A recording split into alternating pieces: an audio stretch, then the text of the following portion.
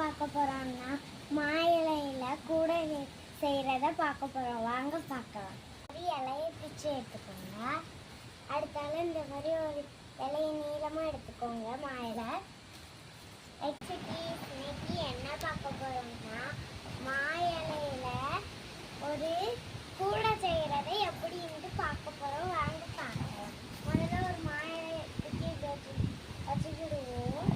அதுக்கப்புறம் இன்னொரு இலை இது இருக்கும், அதை தூக்கி மேலே வச்சு இப்படி சுற்றிக்கலாம் கடைசி வர.